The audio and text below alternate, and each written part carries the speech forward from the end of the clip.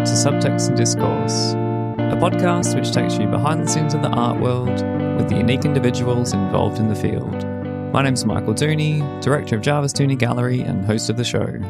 In today's episode, I'm speaking with Alain Servais, the passionate and often outspoken art collector who entered the art world from behind the curtain whilst working in New York as an investment banker in the 90s. I've known Alain for many years now and have always appreciated his hyper-realist view of the world and open-minded approach to life.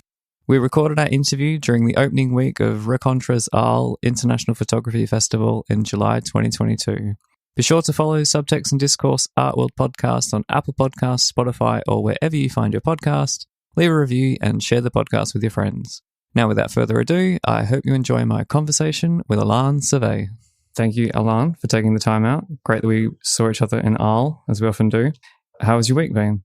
Sometimes you think that good things will wear out, and it's my something like probably 22nd time to the Rencontres. So every time I say, okay, it will be the end of it. It's like a good restaurant or, a good series or something. At the end, it will turn sour. Mm-hmm. And no, every time there is a great discovery. And photography is a medium that is now less fashionable. And it's got enormous difficulty finding its spot in the art market, as you know. Still, you think now? Sure, yeah. Definitely, more than ever. I mean, no one want to consider photography now in the art market. I mean, look at the major art fairs. There's no photography really. Yeah, that's true. But despite this, and it's extremely difficult. And one of the reasons is that everybody's got the feeling they can take a photograph. Mm-hmm. So why you need to be an artist to do it? And it's partly true.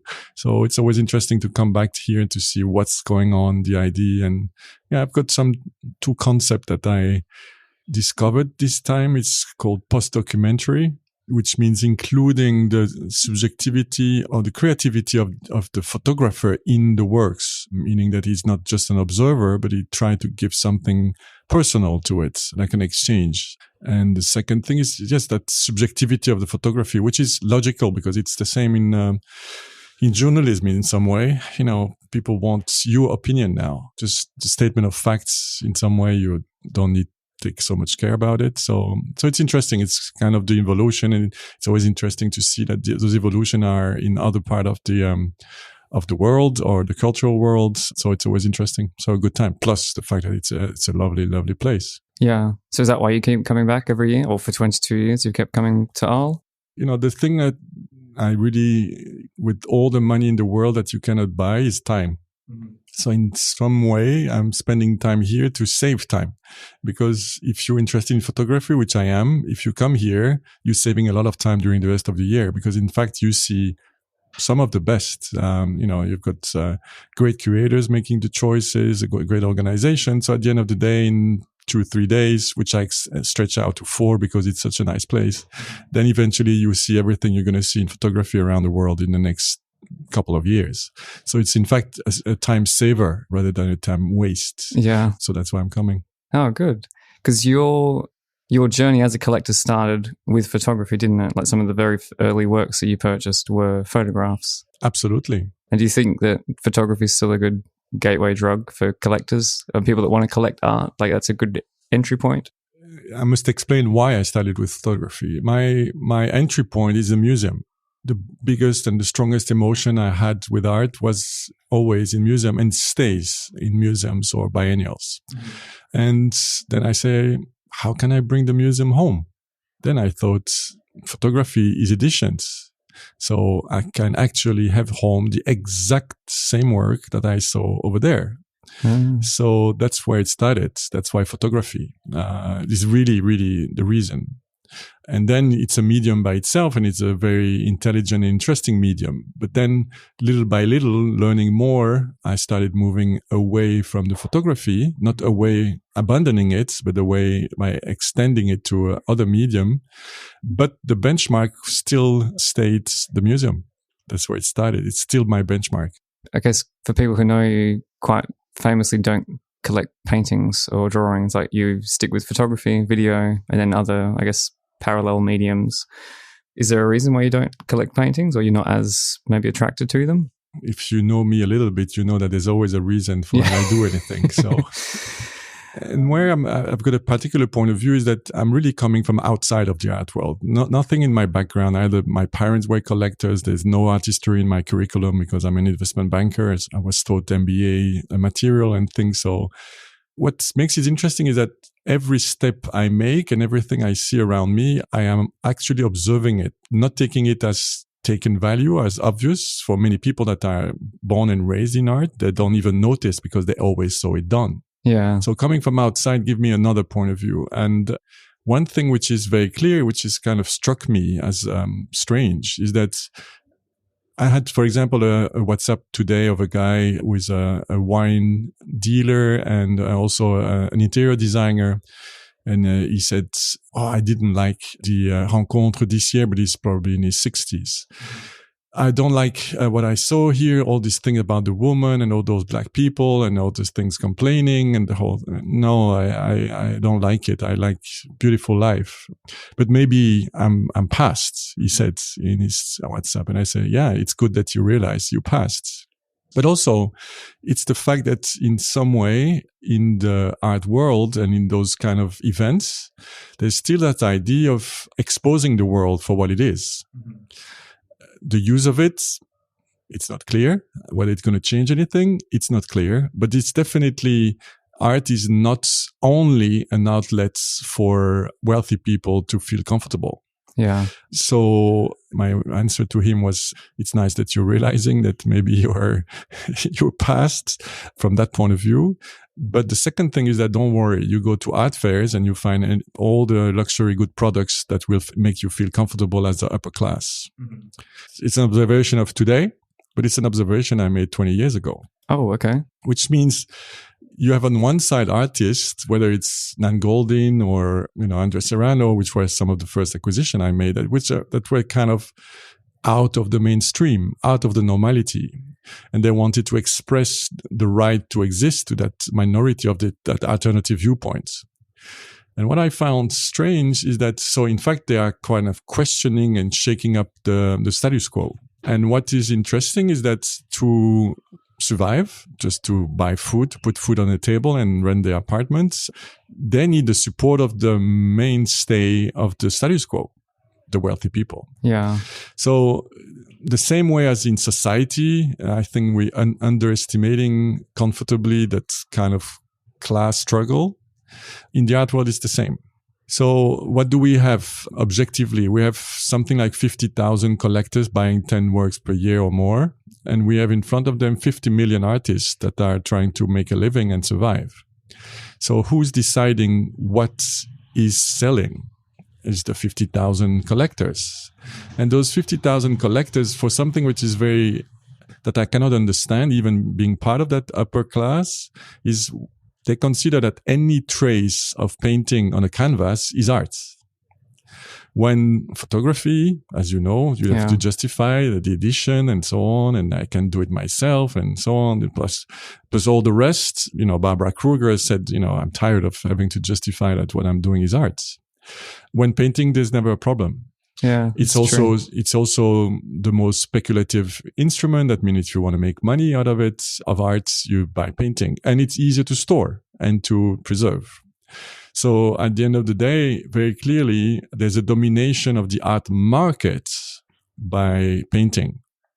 And then, in my opinion, if an artist decides to express himself, herself, theyself, as you know, we need to be careful now, in any other medium than painting, I think it's courageous. And then I think it deserves my support. Also because there's not many other people giving them this support. So I decided very early on to focus on anything but painting and drawings. Okay. For me, my kind of, journey to the art world, to the market and everything else, that started when I had the idea to open a gallery. And I think up until that point, my relationship to this industry was very surface level. And going to museums, buying a few pieces, you don't really kind of get the full picture of it. So was there a similar point for you where not necessarily things clicked, but that you got another view of the things and you kind of understood, okay, there's a bit more to this than just these are nice works and I would like to buy them? The art world is, I like to compare it to theater, as an outsider, a visitor, you just enter the room, the hall, and you sit down, and then you're watching this spectacle that is giving on stage. Mm-hmm. Everybody behind the stage and behind the curtains knows that it's all fake. Everything is fake.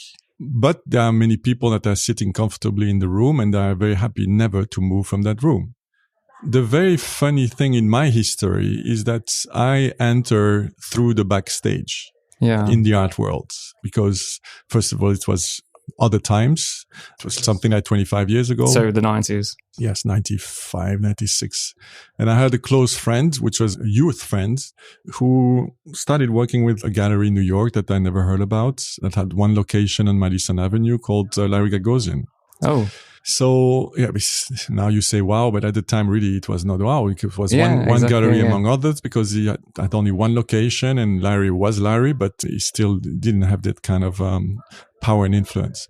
What is interesting is through that friend, without collecting, it's like 2 years, I was hanging around all the mega stars of the current art market, whether it's Amy Capelazzo, Dominique Levy, Tony Shafrazi, David Zwirner, Anton Kern, and so on. And I mean, there was no one, so we were friends. So in a way, I entered through the backstage, which put me in a very particular position. And I was in the backstage before buying my first work of art. So it makes it something very unique as a point of view, which means that you're right, you enter yourself as a visitor, I would say, and then suddenly you realize that there was something behind. And it's funnily enough, I never had that illusion. Yeah, that's interesting. Was that around the same sort of time that it did really become a lifestyle for you? Because it's not really the same as when people just want to fill their homes with beautiful things. I feel like for you, collecting art and your involvement in the contemporary art world, it's not limited to, well, actually, it's nothing to do with speculation or with trends or with anything else. So there's something else really driving your involvement with what you do. There's many things in your question. So one is we know each other probably 10 years or something. So I'm involved for 25 years. So at the time I started getting involved because then you see me having the time to go around, see a lot of things, spending a lot of time and on the art circuit in some way. So you think I'm doing that. That's the only thing I'm doing. No, of course not. And I guess you wouldn't have started like that. No, but it's a legitimate question. Yeah. Seeing my way of living particularly today, even 10 years after you know me.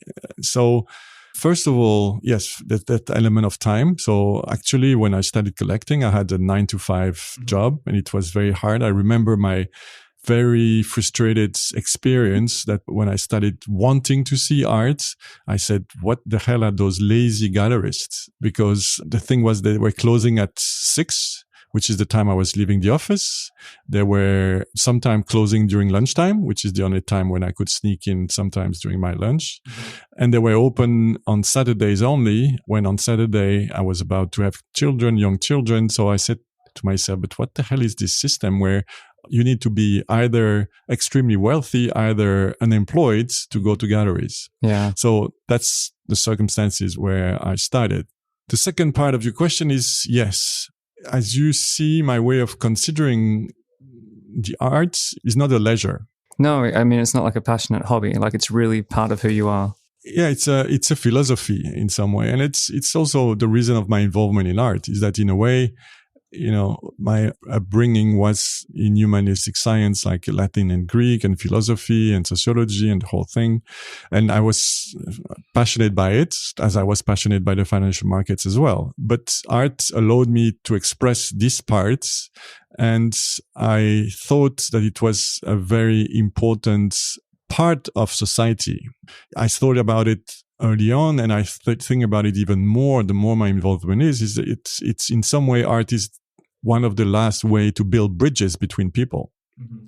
So I'm not taking it lightly. It's not about collecting luxury goods or impressing my friends or other things. It's really about making some difference in society because we have all the same question. I don't like the way the world turns, but what can I do to make anything to change it? So I think an involvement in art is, first of all, I don't think we can change the entire world, even as a US president or the British Prime Minister, I will realize today, where Boris Johnson is at last ejected.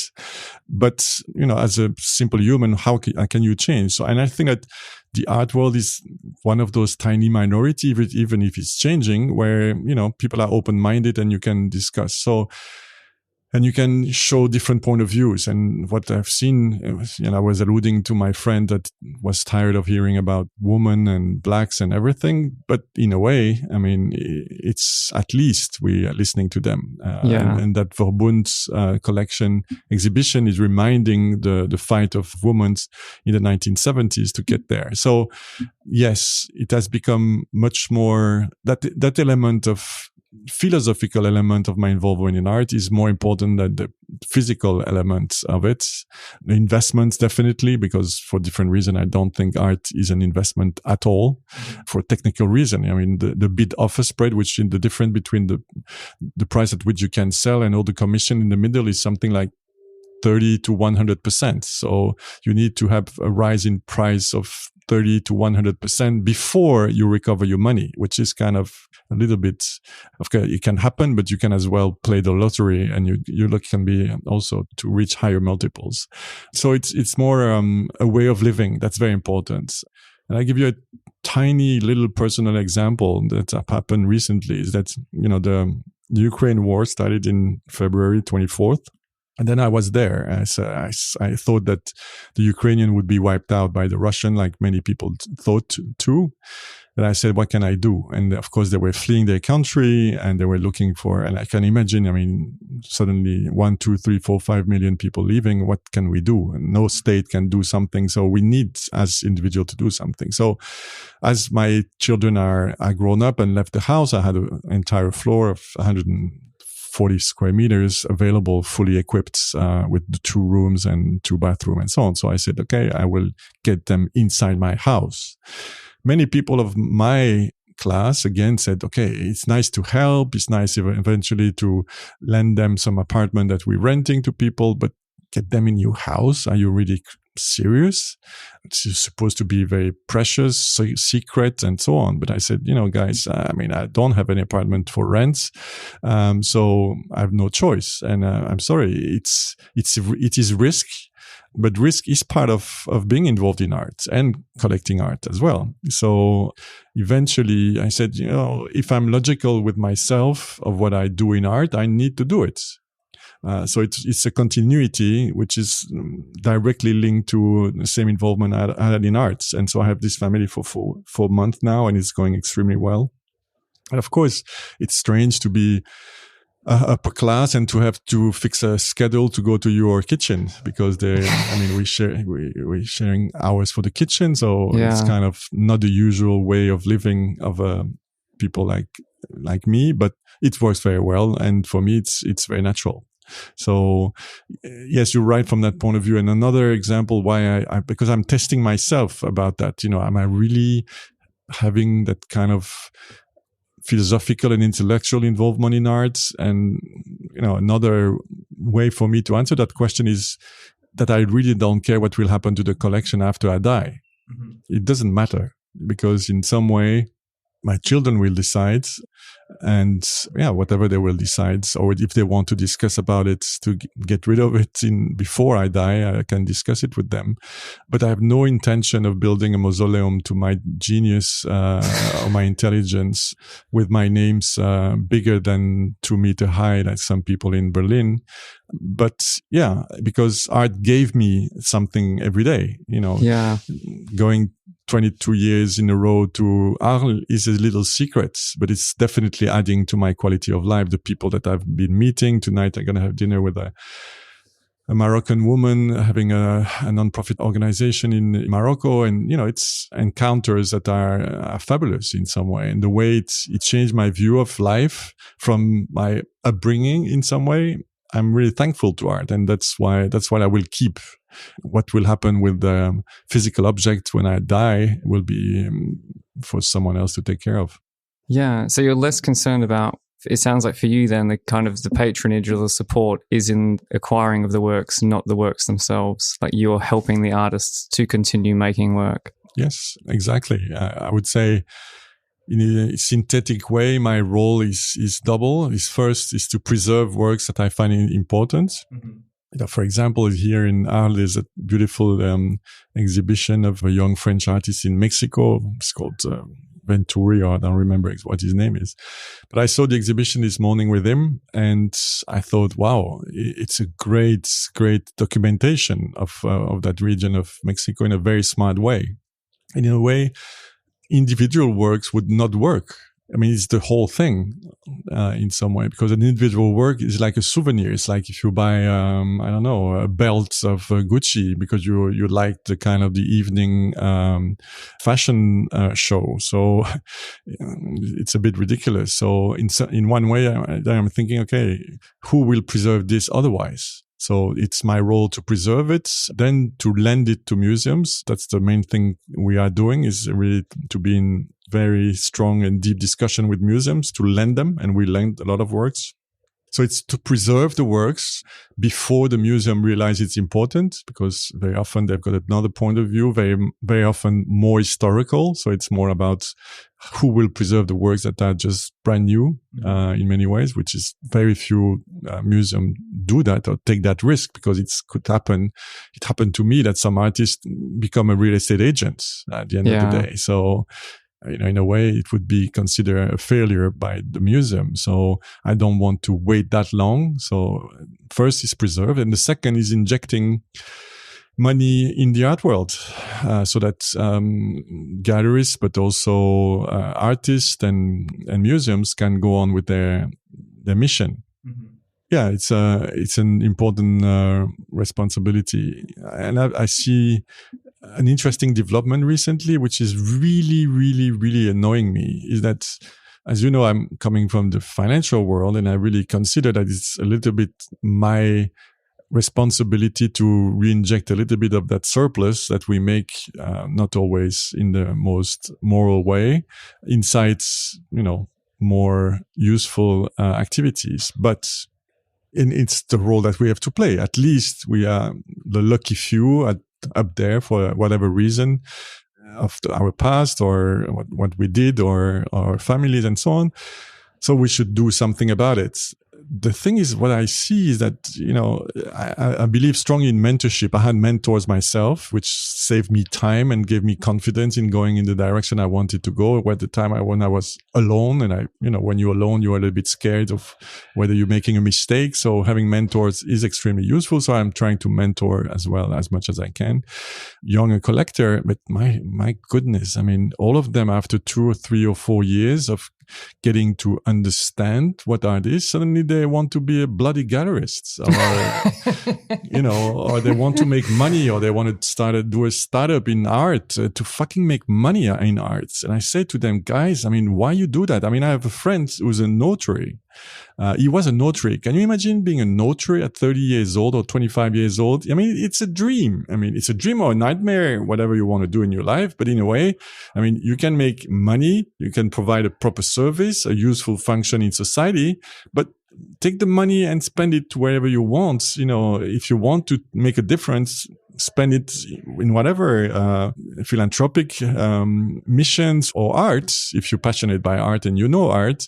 But it's great because we need more money in art. So what the hell now you want to get money out of art, which is completely ridiculous, because then who the hell will feed the beasts in many ways? And the beast is becoming bigger and bigger. And, in a way, then money is becoming the rule of the game. And that makes me extremely sad and extremely worried, because it's not the first time. Yeah.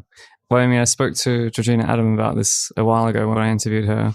And what I've also discovered, like when I try to teach photographers and other artists about it, is the market, the industry itself is actually quite small, relatively speaking. Like if you look at it on a global scale, it sort of hovers between $50 and $60 billion in turnover, which, companies like Apple and Walmart, one entity make more than an entire industry. So even to enter the art world to make money is in itself kind of naive, and you would be lucky, as you said before, just to buy a lotto ticket if you thought that would be your ticket to kind of riches, really. Yeah, but anyway, let's not get into that because those figures are big lies. It's always Jodie Dandam is quoting the figures of her best friend, Clara McAndrew, which is paid by UBS and Art Basel to make the frog look bigger than it is. So you think it's less than that? Of course, it's less than that because they're mixing up antiquities and they're mixing up all kind of different things, whatever, without defining really clearly what the cuts are. I mean, it's a big mix-up of things. And you remember there was the case a few years ago of very annoying things because, as you know, the art market report is coming from the TEFAF art market reports. And the TEFAF art market report, when very unfortunately Karl McAndrew was acquired by Art Basel for this art market reports, TEFAF went on with another academic. And she came, it was very annoying. That's why they stopped immediately, is that on the same year, they had two reports and one was 10 billion under the other. Yeah. And so despite all the efforts to justify the whole thing, it showed very clearly that that famous art market report survey is nothing more than a very biased finger in the wind. This going in a convenient way for the industry, which is what it is. Yeah. Okay. Well, let's go away from finance and back to art. I guess I visited your collection in Brussels and I've seen selections of it the year that I was there for Art Brussels with other Belgian collectors. And I think it wouldn't be an understatement to say that a lot of the work that you're drawn to and that you collect isn't easy art. And even people like Nan Golden and Andrea Serrano, it can be appreciated in a museum, but it's not typically the kind of thing people would see at a fair and go, oh, I want that in my house. That's beautiful. For you, what draws you to certain artworks and why? I mean, they elicit a very primal response when you see them. Maybe I'm already answering your question, but maybe you can talk a bit more about what it is that when you see work, you're like, that is important and I need to think more about that piece. Because I think even we've said before, your activities, the fact that you're hosting Ukrainian refugees in your house, I think you're something of an anomaly amongst your peers that are also in the art world, in finance, in that kind of level of society. Yes and no, because, it's like everything else. I would not dare, let's not call it good or bad, but let's call them true or not true collectors. But there are also true and not true artists, and true and not true gallerists, and true Correct. and not true curators, and true and not true museum directors. Absolutely. So whether you call them good or bad or true or not, it's the thing. I mean, when I see in Germany where you're coming from, Harald Falkenberg, I mean, when nobody cared about Paul Tech and he said, what the hell is this genius things? And he bought massively those very early works, which are the most important, which are like Flesh Machine, in some way very disgusting and frightening, plus many, many other things. If you see Ingvild Goetz, if you see Uli Sick, if you see Patricia Sandretto, and so on. I mean, Antoine de Galbert, the Glenstone Museum. I mean, those true collectors, they go to places where the normal people don't. Mm-hmm. And it's the same with the best director. What is making Tarantino when Tarantino was doing those very gory movies that people said, they didn't know whether they needed to like them or hate them. It's the same with rap music, the same with hip hop, the same with many other things. So in a way, the true collectors is, the way sometimes I make an allegory about it. It's, two things. First, the basic of all this is the allegory of the cave by Plato, is that, at the end of the day, we are all chained at the bottom of a cave and we see shadows. And maybe I took that red pill and I realized that, like in Matrix, I'm not living a proper life, having a 9-to-5 job, and maybe the world is not the way I've been told it was. So unfortunately, when you take that red pill, you cannot come back. And in a way, you behave in a very strange way. And I think it's the same with all those true collectors. It's really people that took the red pill. Mm-hmm. And as you know, then not many people took the red pill and used, because if you have to make the choice of taking the red or the blue and go back to your previous life, it's an easy choice. So first, the allegory of the cave. Second is, in that context, what do we have? If we have true artists, we know from history, from El Greco to Caravaggio or Pollock or Warhol even, or Dali or Picasso or whoever you want, or the Monet of these worlds, when they were starting creating, nobody liked them. I mean, they were sometimes very violently rejected or mocked very often, when there was art criticism, which they're not very much anymore. But it was very, very violent in many ways. So, for me, a true artist is someone that is kind of absorbing, like a funnel, all the energies of the world around them. This is very important, because for me, an important artist is related to the life, the time he's living it. It's the most important element to distinguish it.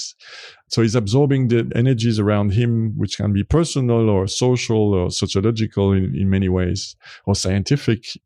And like it was here as well with Fontcuberta playing around with artificial intelligence. So it kind of take that energy and transform it in a work of art. If he's a true artist, again, I'm not using good artist, but for me, he's good artist. If he's a true artist, he will not be understood by 99% of the population, which will say, what the hell are you talking about? Like Paul Tech, I was mentioning, like Nan Goldin at the time when she was taking those pictures of her friends, and so on and so on. So it's very easy. If the message is sent by a broken emitter, like a broken emitter in many ways, what will save it in many ways is that there will be some broken receptor. Mm-hmm. And I say broken without any pejorative way. For me, it's nice to be broken, because it makes your life much richer. It makes your life much harder, but it makes it richer. So, I mean, either you commit suicide, either you manage to survive, and then you're maybe, I mean, look around you. I mean, look at those guys, Elon Musk, Zuckerberg, and so on. I'm not really sure in what part they are, but definitely they're different.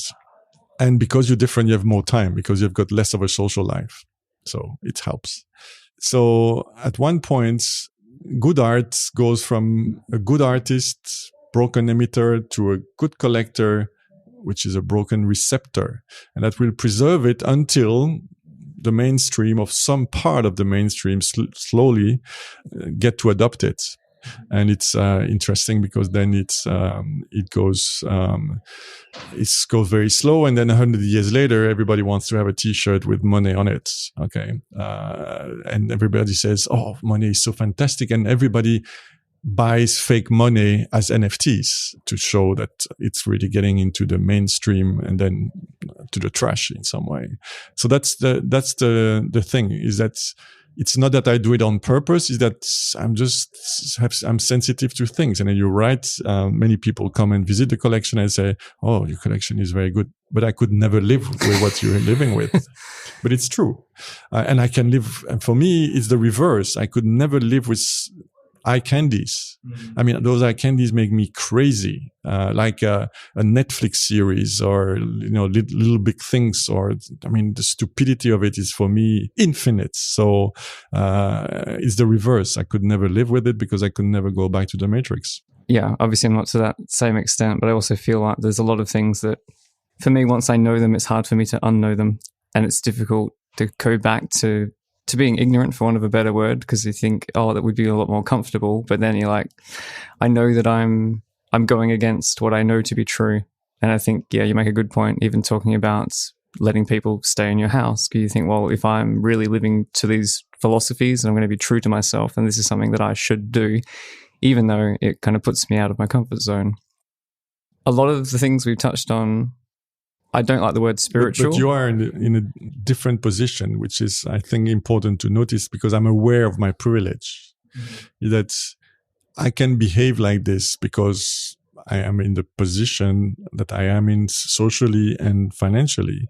You're a gallerist, and it's for me something very hard, because I think that you believe in, if you're a good gallerist, again, if you look at the history of the good galleries, even Peggy Guggenheim or de Vollard and the others of those time, I mean, they could in some way do what they wanted. Today, you have no choice because you're part of an industry, and either you die in glory and grace, bankrupt of defending the artists you believe in, or you need to go for the mainstream things and sell whatever luxury goods people will buy.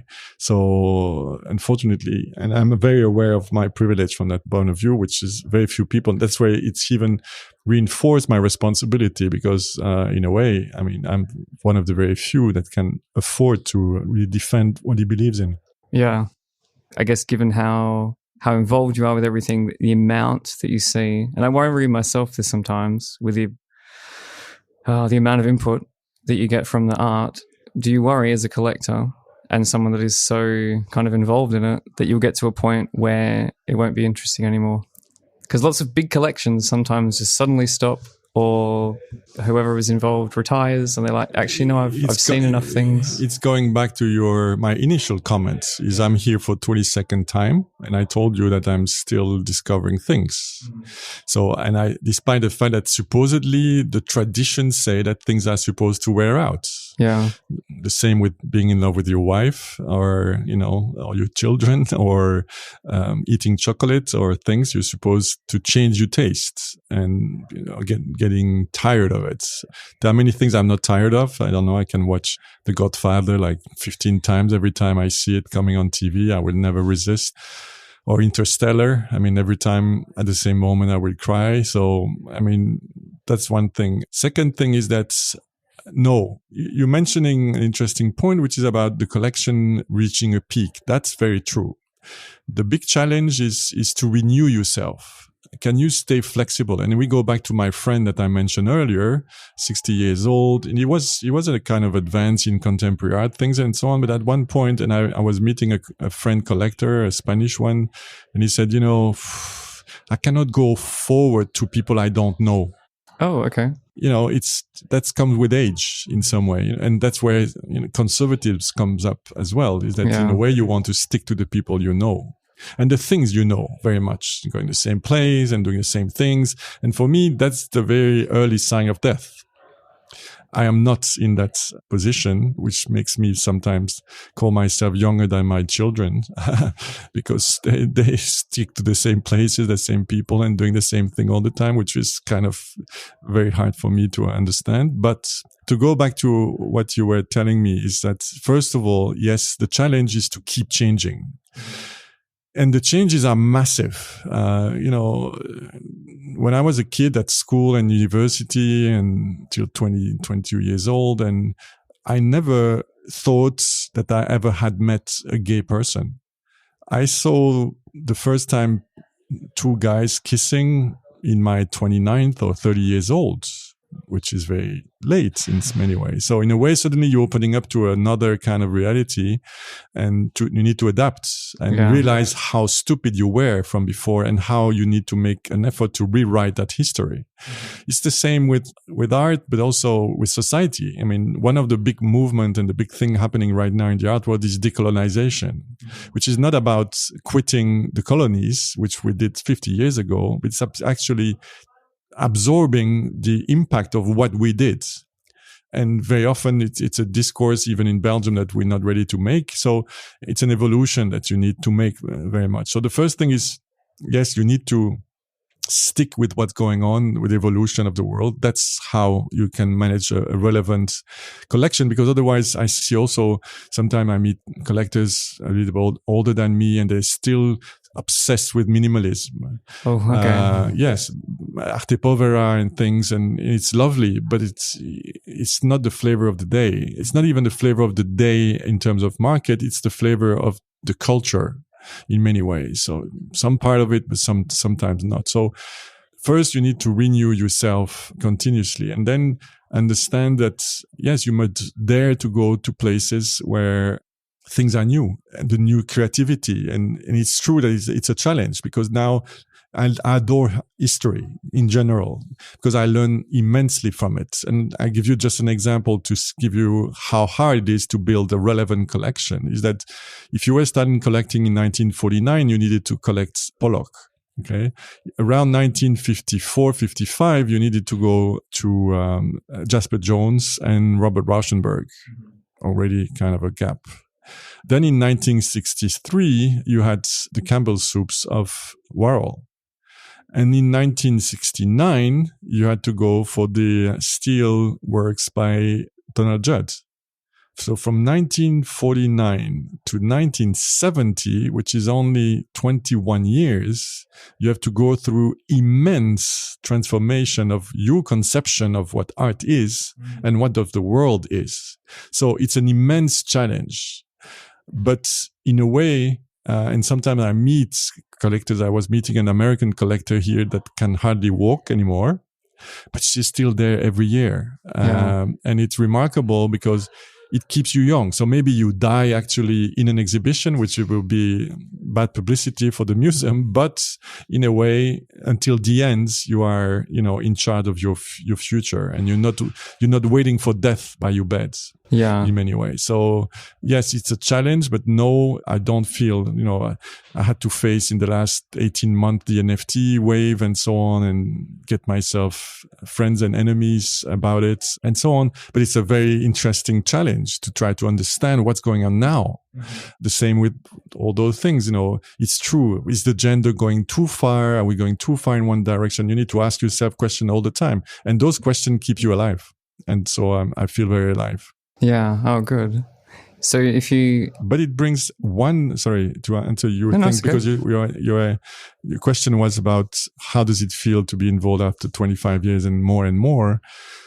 I was speaking to a close friend in Berlin, Sambada Will, at the Hamburger Bahnhof, and he said, how is it? I said, I'm accumulating so much knowledge and so much experiences from traveling. You were mentioning traveling because I love traveling. I love discovering other countries, other civilization, other ways of living, other foods, other arts.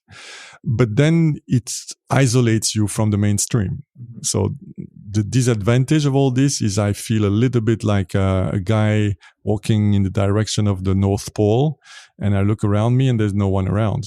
So I'm really on that track, on that path, on that efforts. I feel very, very lonely from that point of view, because it's difficult to connect. Today in the art world, people speak about money most of the time. Yeah. It's very difficult to speak still about things. The museum, they speak about increasing their collection, or what kind of money can they get from you, the whole thing. So if you're really focused on art and creativity, then sometimes you feel a little bit lonely. I'm sure that many of my colleagues, I mentioned the names before, are feeling a little bit the same. Yeah. Well, I think that's a good point to close on. Thanks, Alain, for sharing. You've made it really easy for me with your detailed responses, and as always, the insight. Thank you very much for taking the time, and let's stay in touch. Yeah, absolutely. We have a part 2 or 3. Yeah, definitely. Perhaps next time I'm in Brussels, we can tee up a meeting. With pleasure. I hope you enjoyed my interview with Alain Servais and gained some new perspective of the art world. I really appreciated him taking the time out to share his thoughts, and I hope that you took something away from it as well. I have linked to Alain's Twitter in the show notes, together with details of the Servais family collection, which you can also visit in Brussels. If you'd like to know more about this or previous episodes of the podcast, please don't hesitate to get in touch. Subtext and Discourse Art World Podcast is streaming on Apple Podcasts, Spotify, and every major podcast platform. If you enjoyed this episode and know someone else who would appreciate it too, please send them a link so they can benefit from the insights. That's all for now. Thanks again for tuning in. My name's Michael Dooney, and you've been listening to Subtext and Discourse.